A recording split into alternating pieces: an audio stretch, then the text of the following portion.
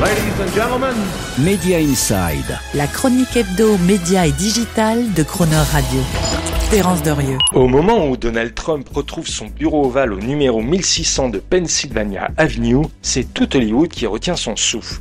Encore sous le choc de la dévastation provoquée par les incendies toujours en cours à Los Angeles, ville cœur de l'industrie cinématographique américaine, peu à peu économiquement asphyxié par les ogres numériques du streaming et de la tech, encore fragilisé par les conséquences de la pandémie du Covid et des grèves de scénaristes de fin 2023, et enfin culturellement déboussolé par les nouveaux enjeux des vagues MeToo et wokistes, les grands studios et plus largement tout le secteur du divertissement et des médias américains savent que l'heure est venue face à un Trump désormais institutionnellement tout puissant de passer sous les fourches codines. Et oui, à l'image de leurs collègues de la Silicon Valley, tels Jeff Bezos d'Amazon, Sundar Pichai de Google, Mark Zuckerberg de Meta ou Tim Cook d'Apple, tous religieusement prostrés juste derrière Donald Trump au moment où il jurait sur la Bible au Capitole, les magnats des grands studios américains sont désormais face à des enjeux à la fois d'un nouveau genre et sans précédent. À commencer par les indemnités financières colossales réclamées par Trump lui-même à des chaînes de télévision américaines pour l'avoir soi-disant diffamé ou accusé d'avoir commis des actes d'ingérence électorale pendant sa campagne. Disney a vite compris le danger et s'est ainsi empressé de solder le procès fait à sa chaîne ABC en acceptant de payer 15 millions de dollars. Tandis que Paramount se voit toujours réclamer à ce jour par Donald Trump pour sa chaîne CBS pas moins de 10 milliards de dollars de dommages-intérêts. Ceci dit, selon une info du Wall Street Journal, Paramount devrait rapidement trouver un arrangement financier avec le nouvel hôte de la Maison Blanche, au moment où le studio a besoin de faire valider par la FCC, la commission antitrust américaine, son projet de fusion avec Skydance Media.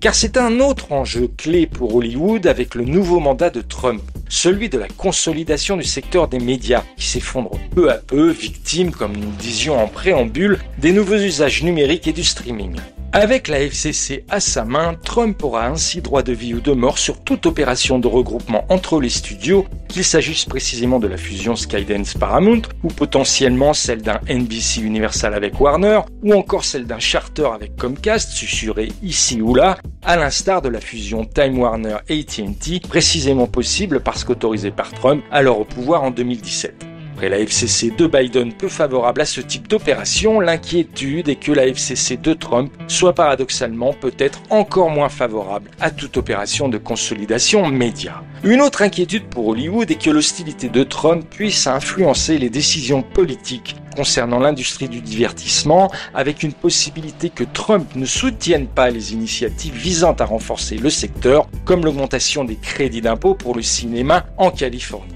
Un autre enjeu préoccupant pour la filière cinéma et audiovisuelle américaine est le risque de censure ou d'intimidation envers les productions, films, documentaires et séries qui critiqueraient le président ou son administration. Les studios pourraient ainsi hésiter à produire des contenus jugés trop critiques envers Trump, craignant des représailles potentielles. Cela pourrait créer un climat d'autocensure au sein de l'industrie, nuisant à la créativité et à la diversité des voix représentées. Et que penser de la nouvelle posture des studios américains qui semblent vouloir adopter une attitude plus prudente vis-à-vis des initiatives woke et DEI, Diversity, Equity, Inclusion, influencées par les changements à venir juridiques et sociopolitiques de la pensée trumpienne qui remettent en question ces approches en limitant désormais les messages politiques et sociaux dans leurs films.